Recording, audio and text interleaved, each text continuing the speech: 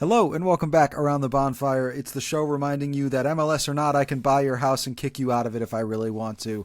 We're back here, a little midweek talk for Chicago Fire, getting ready to face the much beleaguered Columbus Crew, still looking for their first win in 2026. It's John. I've got Tim as always. Tim, how are we feeling?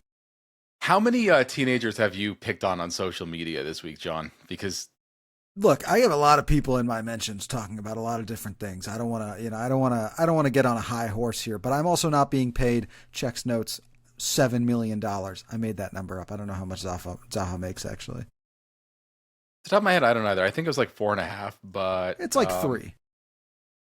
Yeah, it is. It is just under 3. Well, you know what? That's still enough money for him to buy someone's house and kick them out of it. It would be hilarious though if the guy was like, had rich parents or something, because I swear to God, it seemed like a kid. Anyways, Well, we've talked about this more. If you're Zaha, though, to be fair, you've been living in Jonathan Dean's pocket for how long? You do need to start looking for a house. That's 100% true. He's going to start charging rent sooner or later. He's got to monetize things now that he's got a kid now. Yeah. So for those that don't know, Wilfried Zaha decided to go to social media and, chew out some random person that was like, the guy's in MLS and whatever. And Zaha's like, MLS or not, I could still buy your house and kick you out of it.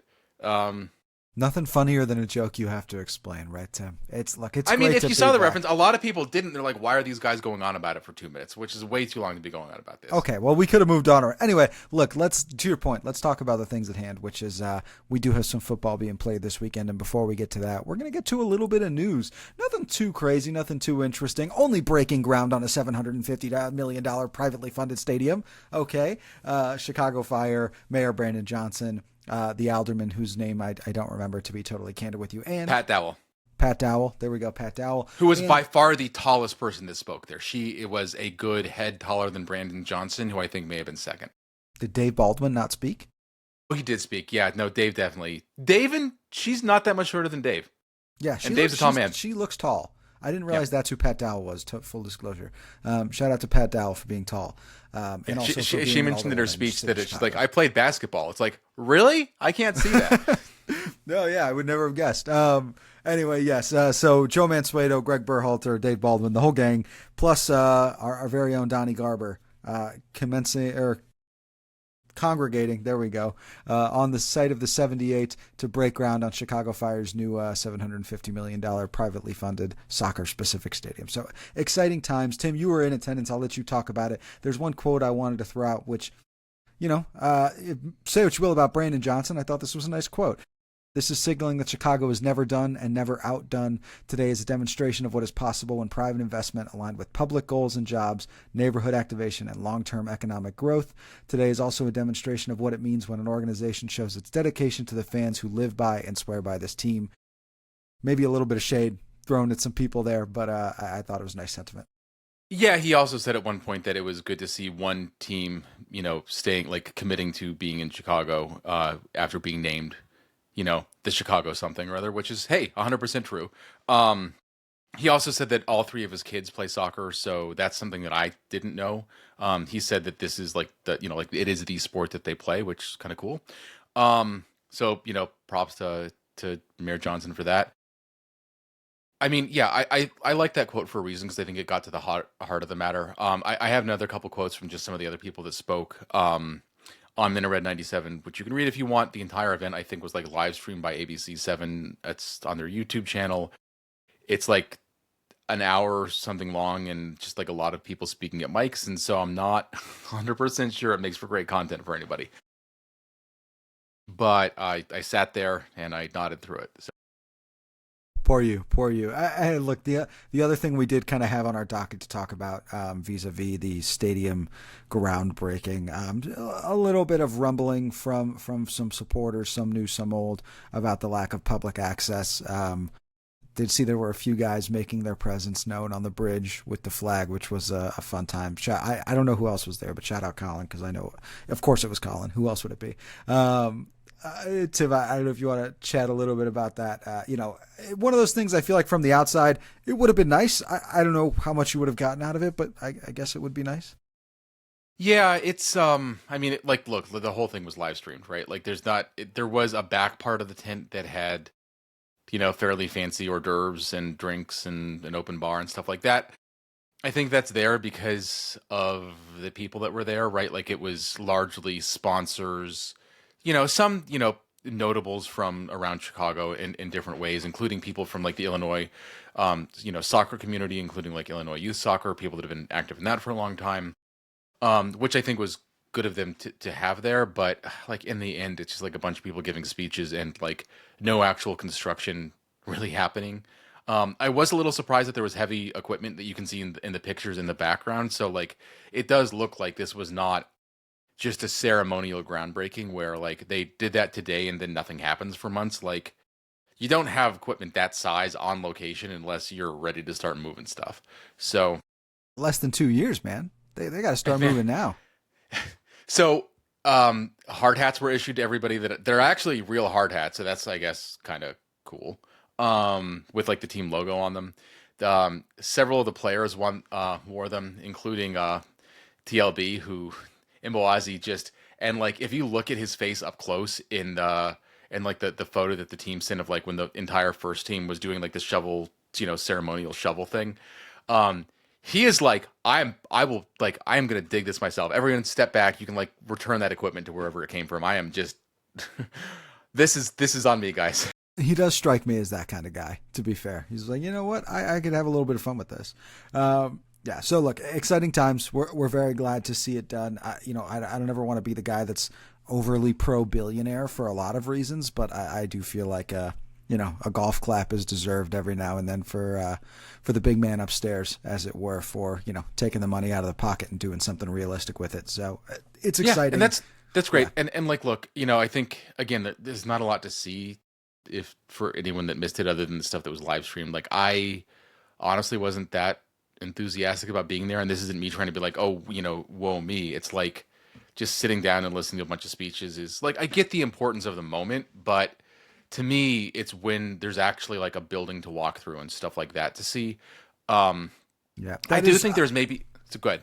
No, I was going to say one thing I saw from shout out friend of the show Jiggly, who shared something like, oh, it might have been cool to see right original season ticket holders, like the first Pokes do it, and that's where I think, Tim, to your point, like, yeah, like when the stadium's actually done, right? Maybe the first people that get to walk in. I don't know, like something to that effect. Like, there's or nothing if they had there. more alums, like Fire alums. I mean, so Kevin Egan was there. He's a Fire alum in terms of he worked for the club, not in terms of he played for the club, obviously. But it was good to see him back, and I think that there's going to be some content on Apple TV this weekend from him being there. So that's, I guess, kind of cool. Not that people around MLS haven't heard that this is happening.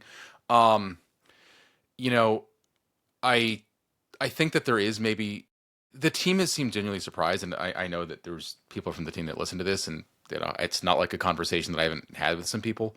Seem genuinely surprised that everyone that cares about the team wanted to see the Dear Chicago sort of experience center from the get go. Like they seemed like, oh, you guys are like interested in this, and to me, that's almost like something it's cooler to see right now, right? Because there's like the mock-up of the suite, which we can talk about whether they should have had other mock-ups or not there, which is I think is a fair question. But yeah, I think that that's something that like I think I would be disappointed in that position of being told like if you just want a normal season ticket, so you only want to give us thousands of dollars per year and not tens or hundreds of thousands of dollars a year, you've got to wait until 2027 to swing by, which does seem like a pretty slow schedule. And I can, that I think is legit. I don't know, the groundbreaking thing, man. Like I'm happy it happened. I took a cab to get there. Like the taxi driver was like knew everything about it. Right. Which is just like, it's like, oh, are you going to the new Chicago Fire Stadium? And I'm like, this dude just knows that, like based on me saying like going to like 14th and Wells or whatever. No, So like that's cool, right? Like it does, I think, and that shows that maybe it's the right strategy. It's putting the team on the map, but everything else. One of my favorite things the last month or so has been every other Chicago sports fan base dunking on the Bears using the Fire. It's kind of nice, and I say that as somebody who loves the Bears. Like I'm a massive Bears fan, but it's kind of nice. It's kind of nice. Anyway, look. I'm going to be a little bit less of a Bears fan if I got to go to Hammond, Indiana to to see the team. I got to be honest. There's no way in hell I was going to a Bears game anyway. I'm not going to spend $700 to sit outside for 3 hours and watch. Well, you wouldn't have. 7 minutes. That's why they've got to build the stadium, because you wouldn't have to sit outside. You'd be inside. I don't know, because football is an indoor sport. There is exactly one sport that is worse in person, and it's American football. Just going to leave that there. Let's talk about some other things. I'm going to just let that one marinate. You disagree if you want. Anyway, I don't know if it's the only one. It's definitely one. It's on a very, very short list. I'll say that. Let's move on. Some breaking news from the world of Instagram. Shout out friend of the show, Joe Chats, who published it a little further. But it does appear that French forward Tidiane Diawara is officially signed with Chicago Fire 2, or will be signing with Chicago Fire 2. He posted a photo with a jersey on his Instagram today. He signs from Stade Laval B in the 5th tier of French football. It's the second team for Stade Laval obviously, who is currently in the 2nd tier. They're playing in Ligue 2, but they are almost certainly going to be relegated from the looks of it. They're hanging on for dear life in the 2nd tier there. 20-year-old attacker coming out of the Lyon Academy, played at their U19 levels as recently as 2023. I don't know how much to make of this, but let's, you never know.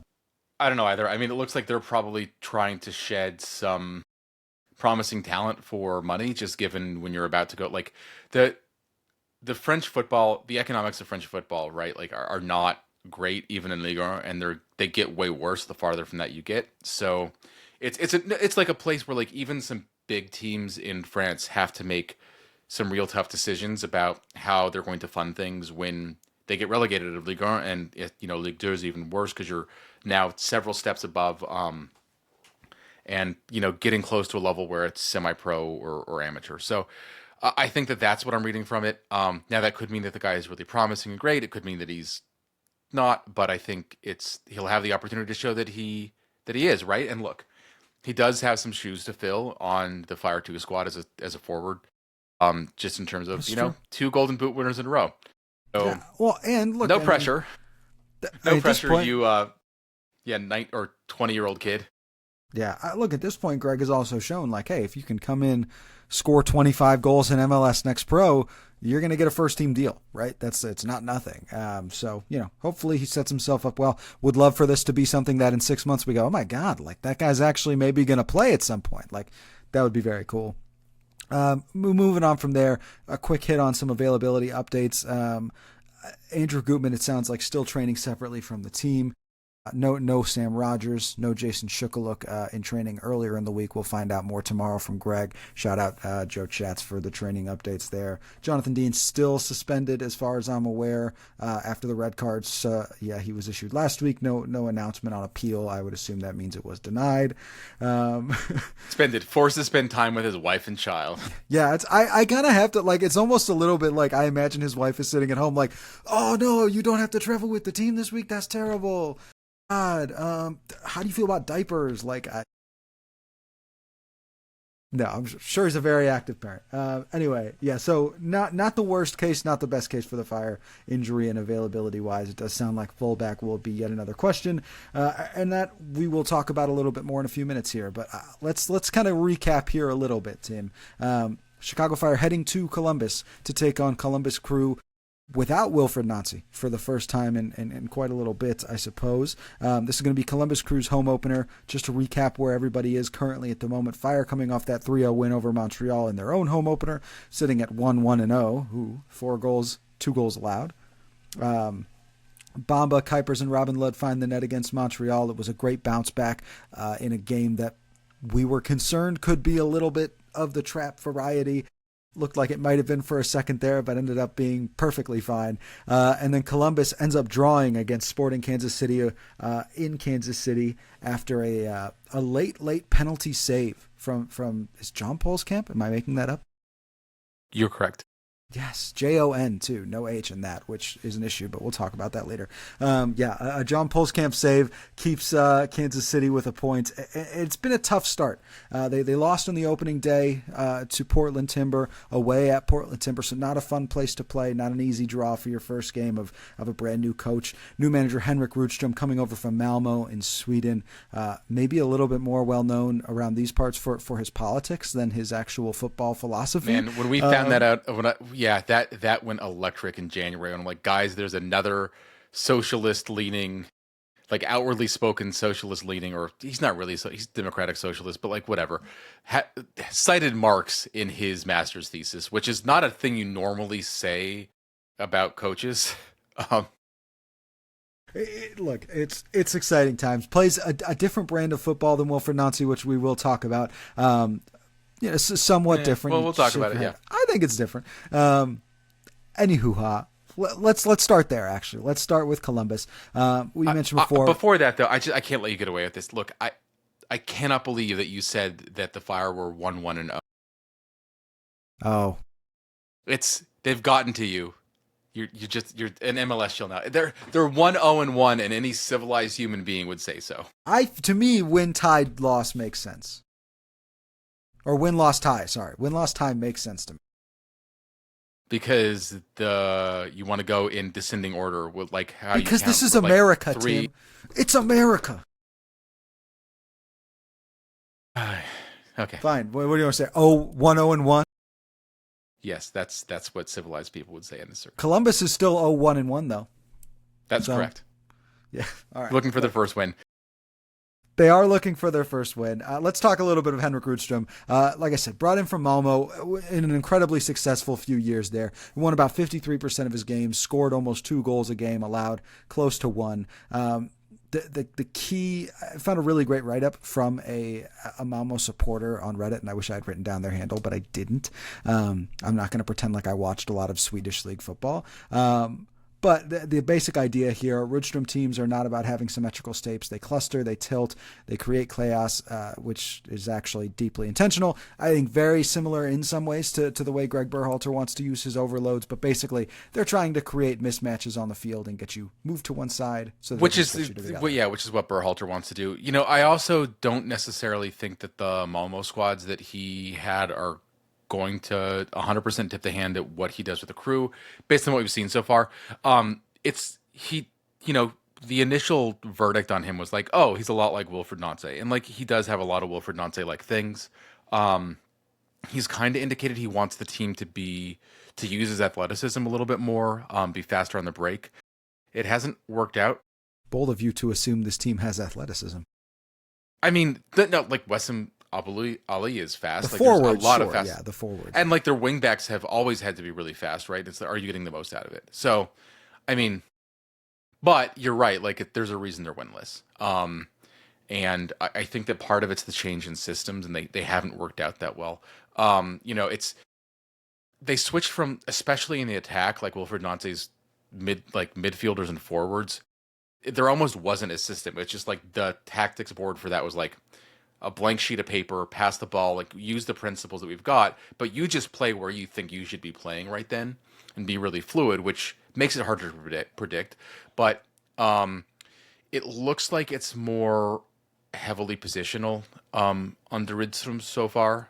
And I think if that sticks around, like it just, players are confused, right? Of like, I used to be able to go somewhere, and like people will just kind of do that if they were around, and there hasn't been very much turnover in the squad whatsoever.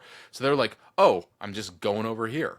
And somebody's like, wait, you're not supposed to do that. And then people are out of position. I think that's cost them at least 1 goal so far this year, maybe 2. I mean, it cost them both goals against SKC, right? Like both of those goals for Joveljic came kind of on really poor transition defending. And that's a separate thing, right? Like that's not how they're doing so much of like positioning. I guess that one of them led to the ball being lost. I think the other, they're not in position. Their rest defense is not nearly as good as it was last year, and I think that's another sign of the system not working. Like it just hasn't set yet, and they're getting caught out. They're also not being nearly as good on the repress, which like these are just things that like the Crew were very good at under Wilfred Nancy. And the kind of damning thing about it so far, I still think that the Crew are going to be a playoff team, and I think they could be a very good team potentially, but not. Some stuff will have to change. Like what's been crazy is like they've dropped the line of defense probably 10 or 15 yards. I haven't actually looked at the stats on that. Emotionally 10 or 15 yards. You haven't looked at the touch maps yet. Yeah, no, no, there's the average positioning map you need for that. But anyways, I know it was a callback. A callback. By the way, shout out to Footmob or Fotmob, however it's supposed to be said, for adding touch maps. Did they? Yeah, what Opta took away from FBref, Fotmob found a way to add back. So, yep, right? Yeah, it's cool. That's great. I love a good old school touch map. Anyways, I think it's going to be rough for them for a while, but they still are dangerous. Like, and we saw that. Look, their 2 goals against SKC, Wessam Ali and Diego Rossi, and like those guys can just score if you give them the chance. Yeah. In some ways, I almost feel like this could be thematically similar to last year's Chicago Fire, right? To your point earlier, when I kind of took a little jab at the athleticism, it's like, well, Wessam Ali is, Diego Rossi is, Max Arfton is, and it's like, you look at those guys and you're right, like they are real threatening high-level players in this league. And actually throw one name in there, just to add to your point a little bit. Daniel Gazdag, who was ridiculously ineffective under Wilfred Nancy, right? Like he hasn't been good in Columbus, but we know what he was in Philadelphia, right? 100%. And I mean, look, he's 29. He has not gotten 90% slower since leaving Philadelphia, right? I mean, now it is sort of funny that the Crew had the same thing happen to them that the Fire had on a smaller scale. With Kasper Shabilkov, it's like you leave that and suddenly the carriage becomes a pumpkin, leaving the Union setup. But I think that Rydström could find a way to make him significantly more effective, and that's something to watch out for, because we know the guy can score, we know the guy can be fast. Yeah, and this is where I'm curious. I should have looked this up, but I didn't have the thought until right now. I don't think this game is going to be indicative of, to your point, Columbus's season as a whole, or necessarily Rydström's tenure as a whole, depending on how much time he gets. Like, I don't know that this team is exactly built for his style. You talked a bit about this idea of more strict positional play. I think one of the things in researching him that popped up was this idea of more relational play, of understanding where you are in relation to the players around you as opposed to your specific defined role. And they're very similar, but there are some key differences. And I wonder how much of that is a little bit of, well, if he's out of position, that drags me out of position, and now there's this giant, like, the big thing I noticed 100%. watching the way SKC took advantage of them was their defense in transition gets incredibly narrow, incredibly quickly, and now you've got guys open on both flanks if you can just handle the ball in the center of the field. And, like, these things do take time, especially when you're implementing a new system, and I think that there were some people that I think assumed it was going to be a very seamless transition, like we cloned Wilfred Nancy, and here he is, and like that's clearly not what's happened. And look, every single person I talk to about Rydström says that he's in like a very, very intelligent, like not just like intelligent, like the book Intelligence, he's got a master's thesis, but like he is a real student of the game, and he's not going to get married to any set of principles, and he will find practical solutions to practical problems. Which was, look, I think if you want to give, if Wilfred Nancy was willing to do that, I'm not trying to give it, dig at the guy that I think was one of the best coaches to have ever coached in this league, but he might still have a job in Scotland if he'd been willing to do that. I'm not going to tolerate that. I think for 2 years I've been hearing from every Celtic fan I know that their board is terrible, and now it's Wilfred Nancy's fault that they have a bunch of players that are not good enough. For sure. If they had a single striker that could hit the months. broadside of a barn with a .75 xG shot, then they would have won several of those games, and he would still have a job. Yeah. I get that 100%. At the same time, he kind of didn't adapt to work with what he had to work with, and I think that there is a little bit. Look, he's a great coach. I don't think anyone's ever said that he's a modest coach. So that's being said, it's clearly not just turning the page to Rydström, right? Yeah, and to your point, Wilfred Nancy, I think we would agree. Like at the time of his leaving, may have been the best coach in MLS. If he wasn't, he was on the very, very short list. And even if Henrik Rydström could be that, it's going to take a little time. And a good example was the first game that Nancy had in charge of the Columbus Crew in 2023. They just got hosed by the Union. Like, there was a 4-1 loss, I think.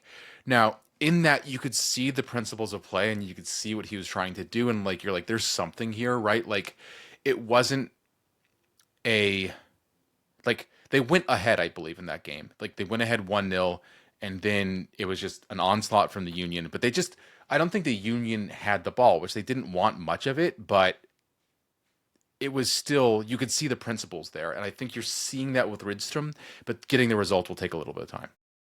And let's talk about, finally getting a result after a little bit of time. Chicago Fire coming off a big win. Maybe not much time, only the second week. But a much-needed win. It did feel like, oh gosh, are the wheels going to come off a little bit with this fan base? And it's facing Montreal at home. It's like the opposite of New York, of like, if you can't make it here, you're probably not going to make it anywhere. There you go. So let's talk. One team coming off of the biggest shakeup possible, replacing your manager, a new DP number 9 in Wessam Abu Ali, who was there last year, but he's now fully integrated. Injured at the so he played very little. Yeah. Yeah. The other side of the coin, Chicago Fire, some big shakeups in the offseason, but I think the question I find myself asking now is, Tim, do we see another shakeup coming from week 2 to 3 the way we did from week 1 to 2, or are we a little more consistent? Obviously, Jonathan Dean will miss out. The question is, does Marin Haile Selassie stay as a forward? Does Mauricio Pineda stay in the center of the midfield? Or do we potentially see some changes there to maybe combat some of the athleticism from Columbus's forwards? So, yeah, it's really great that we always record this after we've had a chance to talk to Greg about availability and stuff for the week. Yeah. And we could, look, I think we're making the right choice by getting this out on Thursdays, but that's one thing that we do miss out on. It certainly seems like a certain backup left back may be ready to make his Fire debut after coming over in a U22 deal towards the end of the trade window last year. So, I mean, like, look, I don't know. You said it. I was going to wait to talk about it, but let's get into it, right? Because it's getting a little ridiculous. Like, I don't want to be overly critical, but at a certain point, it's like, dude, either he can play or he can't. Like, I don't know what to do, man. Like, I understand injuries happen. He seems to have been a full participant in training for the last several weeks, and it could be a number of things that just keep him from going. If he doesn't start this week, or at least feature this week, I think we have to, like, we've tried not to ask the question, but at a certain point we have to. You know what I mean? Yeah, and by the way, we're talking about Radojevic just in case that is Victor clear. Radojevic, not Andrew Gutman, just to be clear. Played 34 games last year. It's like, where is he now? Oh, he's hurt. But that is also a question because Andrew Gutman's career up to last year was play 12 games, miss 20. Right. Like, and we're hoping that he gets back and stays healthy. By the way, Victor Radojevic on the Fire's roster page still listed as 340 pounds, which Tim, stop. Now 4 more people are going to tweet that, and I'm going to have to keep seeing it for a month. Like, yes, look, we've all seen it. He doesn't look like it when I've seen him in passing. But if it's true, that would maybe explain why he's not starting. Okay. Look, I think it's a serious question. You spend all the capital to get him in on a U22 deal. He is still on a U22 deal, by the way. It's not that way. So that's a cap move. He doesn't have to be on, so it's not a tremendous amount of capital. Yes. Now, having said that, he's a more expensive player than a lot of other players you could be having at left back, right? And he's so far contributed no minutes. To me, we've talked about this before in the context of designated players. I don't care about the money nearly as much as I care about the roster slot. And he's taking up an international roster slot, a senior roster slot, and a U22. That's where I think we can kind of raise a red flag if he's not going to be fit enough to see the field. And if anything, and I think that this is probably going to be moot. For some reason, my gut's telling me this is not based on any inside info. My gut is telling me that he will play. And presumably, if he's going to play, it's going to be in a start, which puts a little more pressure on him. But he will play against the Crew on Saturday. It's frustrating. Like, we never really got an indication on what the nature of the injury has been and what the nature of the setback has been, and the timeline for return. Right? Because this was like every other sports league in North America, and it was this guy's going to be out for this many weeks, and then it's that many weeks, and then he's not back. then you start asking some more questions of what happened and what's the new timetable. We never had any of that with Radojevic's injury, so it makes it seem a little bit more difficult. But yeah, I mean, if he doesn't start in this one, I think more than anything else, right? Like the team has two left backs. One guy that can play on either side is better on the right than the left. And both fullbacks have now kind of, I don't want to put this on Leo Barroso too much, but like he has not been injury free in his time, right? And so the idea that Jonathan Dean is going to be enough to cover as the backup in both spots is probably going to put you in some hot water at some point over the course of the year. I do think part of Leo last year too was Jonathan Dean was playing too well to justify. Yeah, but he was right? injured for a bit, right? Yes, like he was for sure. I just mean to say I don't think and, all of it was. And like he's gotten a lot stronger, and young players can get injured. It's just as they're adapting, and like all of that stuff. And so maybe that's the only time that Leo Barroso is going to be injured in the rest of his life. And like I hope so. I just don't want players to be injured. The other name we haven't really mentioned is Puso Di Tejan, who now plays as a forward, came up as a fullback, right? Now, typically on the right side, we've seen Leo at times, like in a pinch, play on the left. We've seen that. Obviously, Jonathan Dean's natural side is the right, but he's moved to the left as needed. So curious there if potentially, but again, to me, that would say, look, if Puso is here for a month and starting over the guy who's been here since September, even if he's not training as consistently, like you're still here, you're still learning, you're still in the classroom portion of the work, right? Again, it's a pretty big red flag in terms of his longevity with the club. And it makes you question, like, how much of this did we know 4 weeks ago, and maybe we could have just used that second buyout and shipped him out? I don't know. And I was genuinely asking, right? I would say it's not worth using a buyout on that. Now, I mean, the Fire do have a roster spot. They've got some GAM available. I do think that if you weren't planning on him, you would have made a move for some other. I mean, there's serviceable backup fullbacks in this league that don't cost a ton of money. Like, I would say Jonathan Dean is probably proven to be the best value in that position in the league. But like, you don't have to hit that hard to be able to find some guy that can come in and do a job. And part of the reason for that is that means that Marin Haile Selassie can do what he does best, because I just want to see him getting more minutes, which, by the way, could simplify the game for the other wingers for the Fire of like, look, you're going to go hard for 60, 75, and we're going to let Marin take it from there. And we think that Marin at his energy level, even if it's a skill drop off from, Bamba or Zinc or whoever's playing in the other wide area, it's a worthwhile trade-off for us. And right now, I don't know how much of a drop-off it is to Robin Lod, who would be the obvious answer if Marin were to not be starting, right? And Lod, I mean, what you lose is that athleticism, right? And like what we've seen so far from both the Portland Timbers and from the and Sporting KC is like, if you are fast and you beat the Crew on the break, you can beat them, right? Yeah, and that's so. I don't always give you guys the titles to my little sections of the outline, but this one I think is a good one, so I like it. De Zerbi or Donadel, meaning do you expect to see out of Greg this week? Like, we've seen some multiplicity just in terms of not only formations and structures, but in like how the team actually plays, right, in terms of how they want the game to go. So the De Zerbi side of the ball is Chris Brady with his boot on the ball, waiting in the goal for somebody to press him so that he can start the transition from there, versus the Marco Donadel of, we are going to let you play with the ball. A lot of what we saw in the second half from the Fire, play more direct and try to win on counters and really take advantage of a less athletic Columbus midfield and back line. Yeah, I think that's an interesting question. I think the other question that could be interesting is what formation we see from maybe the Crew more than the Fire, to be honest. Like they have played with three center backs throughout Wilfried Nancy's tenure. And I mean, there were a couple times they played like a 4-4-2 that ended up kind of feeling the same by the time that everything, like the ball was rolling. They played a 4-3-3 last week against SKC. Now SKC was playing a 4-3-3, so was Rydström trying to just be matchy? I don't know. But I think that is kind of an interesting question, particularly with, no Gutman, no Dean available. And Radojevic, getting his first minutes in MLS is not necessarily going to be an easy adjustment. Do you think, kind of on that note though, do you feel like, in my head, I feel like a back four would likely be simpler for Vic, right? because he doesn't have to worry about getting as far forward. He can hang back, be that more defensive third on the field, especially if maybe Jay Davila starts. I don't know. And when Berhalter spoke to us about what he brought him on, this is like, I don't think this was in a press conference, but I mean, it's not a secret. It was his defensive abilities more than his ability on the other side of the ball that really stood out to him. And now that doesn't mean he doesn't have that other thing. It's just not what brought him in. The other thing that kind of happened, and I think that this is maybe worth saying, is Dylan Chambost, in playing in the midfield, the central midfielder role, was injured in the first game of the season for Columbus. It looks like he's going to be out for this one for at least another couple of weeks. He'll be out.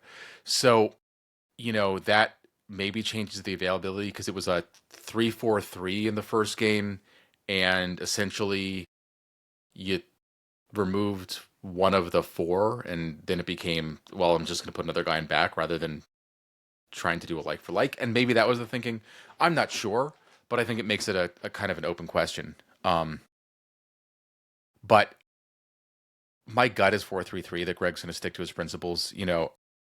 I think that one of the talking points about this, it's going to be special, I think, every time that Greg is back in Columbus, for him, and he has a tremendous influence on the club.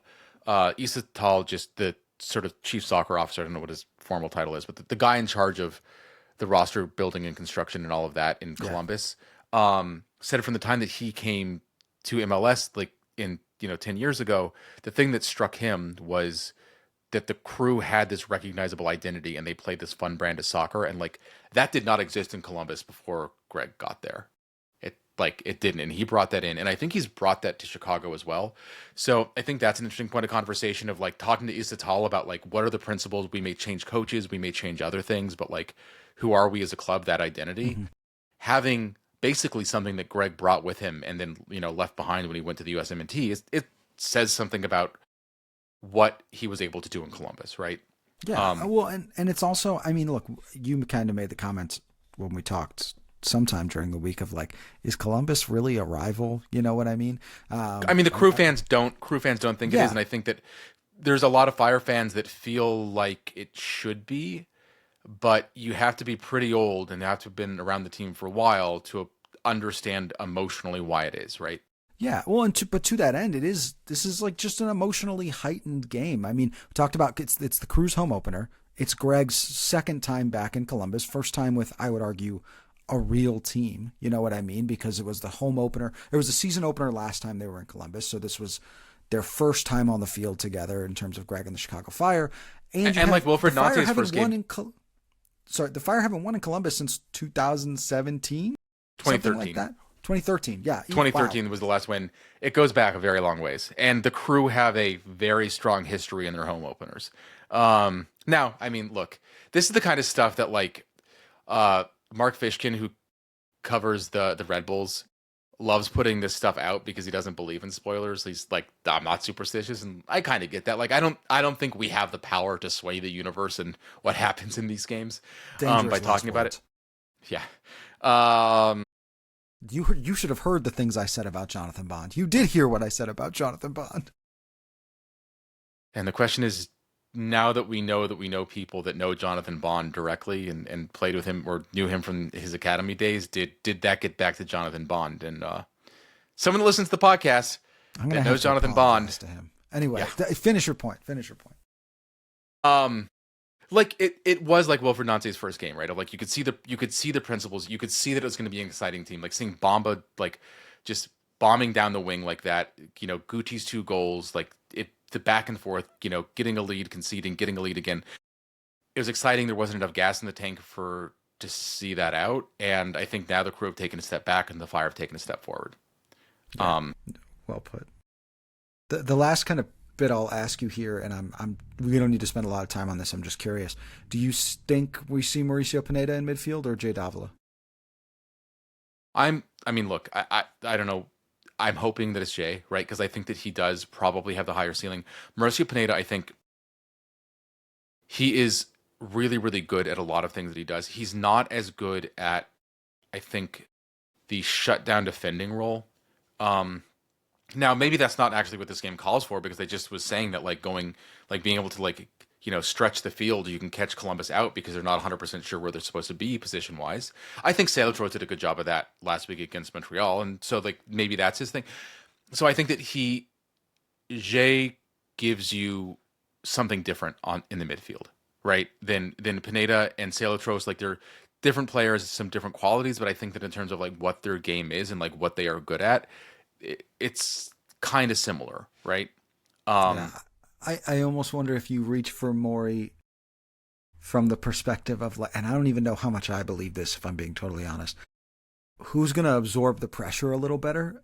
I don't, man, Chris. And the pressure meaning the situation, not pressure as in pressure on the balls, right? Because that's been exactly. I think that's a fair criticism of Jay, is that if one bad thing happens, it lives rent free in his head for 90 minutes. And look, with Wessam Abu Ali, with Diego Rossi, with Max Arfston, with Daniel Gazdag, who hasn't had the numbers, it's not like he's been like playing poorly. He just hasn't had the numbers. I don't know. Like he could wake up, I think is the best way to put it, right? Yeah, bad things are going to happen in this game for the Fire. I don't expect it to be another clean sheet. And for some reason, maybe they're just more comfortable together. Chris Brady looked more comfortable against Montreal than he did against Houston. And there were times where where Montreal's press was working, right? We saw a lot of moments of, oh my God, if Morey doesn't put that pass perfectly, Chris is getting rid of it. Or a poorly played pass. Like, he just seemed more comfortable with Mauricio Pineda as his, front and center partner there. I mean, he wasn't going to look less comfortable. Yeah, that's fair. That is fair. And Greg did talk about it after, how they had a lot of conversations with him about what went on in that game throughout the week leading up to Montreal, and that he thought that Brady responded. I think that that's a 100% fair assessment. The Crew are going to be a more difficult challenge, right? And I think that that'll be interesting to see.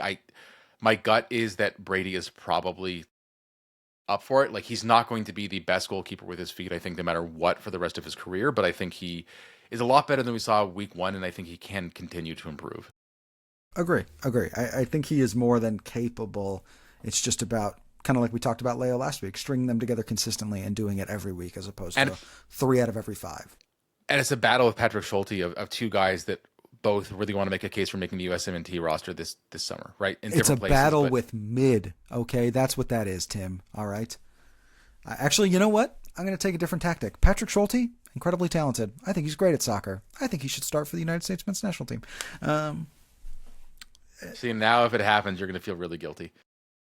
I mean, hey, I'll be happy for him, I guess. All right, Tim, let's take it to the segment of the show where I ask you the question, trademark, that begs to be asked, because it's a question that we ask and I need to ask it. Tim, we'll start with who's your spark, and then we'll go to who you got. I was trying to make myself say it was going to be Sailotros because he has played against Rydström's teams several times when he was at AEK in Sweden. Yeah. So that I was trying to make that conversation for myself, but end of the day, I think that what we've seen from 2 games from Columbus, so giant sample size, everyone's figured them out. The book has been completely read cover to cover. Is that if you're pacey and you catch them, they will have bad moments, and if you're dangerous in those moments, you can get them either just getting a ball into someone that finishes, or you can score on them yourself. And so that makes me think Jonathan Bamba. Like Ooh, okay. And he had a very good game against Columbus last year in his first game in MLS, right? He didn't get his team any points with that strong game. I think maybe feels like a little bit of unfinished business for him. Yeah. Who you got? Look, I have to do this bit. I'm leading into this bit forever. You said it's not going to be a clean sheet for the Fire. I'm going to say 2-0 because that's just a score that Greg gets in Columbus. I like that. I do like that. That's interesting because as you're going through that, I thought you were going to say Leonardo Barroso, which is who I'm picking for very, very similar reasons, which is like, there is, like I mentioned before, again, small sample size, minimal. I'm not going to pretend like I spent months watching Henrik Rydström, but like this Columbus defense has a tendency to get very narrow when they get pushed back, right? They collapse in on themselves and rush to the ball. So do I think there's a real chance that Leo ends up with 2 assists on 2 Jonathan Bamba goals? I think that's super possible, right? Yeah, very or similar vice to versa, the opener even, we right? saw. Like that's if you can bomb them down. And those are 2 pacey guys that I think we haven't seen. Not that you'd expect your like left winger and your right fullback to be connecting left and right on every player or anything like that, but I think that they're, especially as Barroso gets more comfortable cutting in and playing inside a little bit sometimes, like there could be some dynamic combinations there. And I think the Fire will be a lot better for it. And I think you look at that, that final third, those are the two guys who are going to be wide. If Andrew Gutman were playing, it would be Andrew Gutman and Leo Barroso, but given that it's probably going to be Victor Radojevic or maybe Puso Ditejan, Puso, I think he's a really good player. His skills more come inside and more that I don't think it's ready for us. I don't think it's ready for a start. But I agree. I'm just saying, I don't know who else it would be. Maybe Marin. Still, Marin's a guy who wants to play inside, right? So those are the guys who are going to be outside. They're going to have opportunities on those big crosses in the final third and in transition. When it comes to who you got, maybe I'm biting, maybe I'm hedging, and I don't love to hedge when I gamble, but I will hedge here, and I'll say I'm actually going to go with a draw. I'm going to go 2-2. This Columbus attack, I think, is going to be good enough to carry them for this weird swath of season where they're not quite good. I think Wessam Abu Ali is great. Obviously, we know Diego Rossi is great. And at some point, I do think Daniel Gazdag will come alive. And as much as I think Leo Barroso will have Max Arston in hell for 90 minutes, on the other end of the field, Max Arston is still a very good player, as much as I have some things to say about him. Yeah, that's 100% fair. Yeah, look, is he good? Yes. Should he be starting over Anthony Robinson? No, of course not. Anywho, that just about does us here. Tim, anything else you want to add before we wrap up? We never mentioned that this is the Walmart Saturday Showdown game. So all right. I have no idea what that means. I've watched the two so far, and I'm like, that's cool. What does this mean? It means that Walmart paid a lot of money for Andrew Wiebe to call it the Walmart Saturday Showdown. Now, the one thing that we do get is it means Steve Cangelosi, friend of the pod, or forced friend of the pod, because he may have been contractually obligated to be here, and Danny Higginbotham are going to be on the call. So I'm looking forward to hearing that, either if I can listen in for a little bit while I'm there or when I do the rewatch. Yeah, I'll do respect to a friend of the show, Joe Chats, who does the radio calls. It's tough to compete with Steve and Danny. It's one of the best calls at MLS. Yeah, but anywho, so make sure you turn into the Walmart Saturday Showdown. You know what? No, I'm going to call it the Sam's Club Saturday Showdown. I keep wanting to call it the Walmart Saturday Smackdown. I bet you could get Kevin Egan to say that. Go back to his WWE days. Could we just text him? Anywho, that brings us to the part of the show where I say thanks for listening. It really is a joy as always. Reminder: we'll be back Monday with the recap of whatever this game turns into. Hopefully, it turns into a win, and I can Smackdown for the Fire. Yeah, the Fire smacking down Columbus Crew, right? And Timothy Chalamet will have a very bad day. I say that because he wore a Crew sweater once. No. Anyway, thanks for listening. His friend as always, come on, man. Yeah, as always, if wherever you're listening, whether that's Spotify, Apple, YouTube, wherever, if you go ahead and hit that subscribe button, it would be appreciated. If you could then also go to YouTube if you're not listening there and hit the subscribe button on YouTube. We've got more live and video content coming out on YouTube over the course of the next couple months, so very excited to continue to share that. So if you could follow to stay informed, that would be great. You stay tuned to meninred97.com. That's where you can find all the latest breaking news, information, roster transactions, and trackers, everything that you could possibly want to know about Chicago Fire football. That's where you'll find it. And you can follow us on socials anywhere and everywhere you consume content, at Men in Red 97, anywhere and everywhere that matters. We hope to see you there. And finally, for Tim, for our illustrious producer, Austin, I'm John. Thank you so much for being here. Thank you for joining us around the bonfire, and come on, you Men in Red.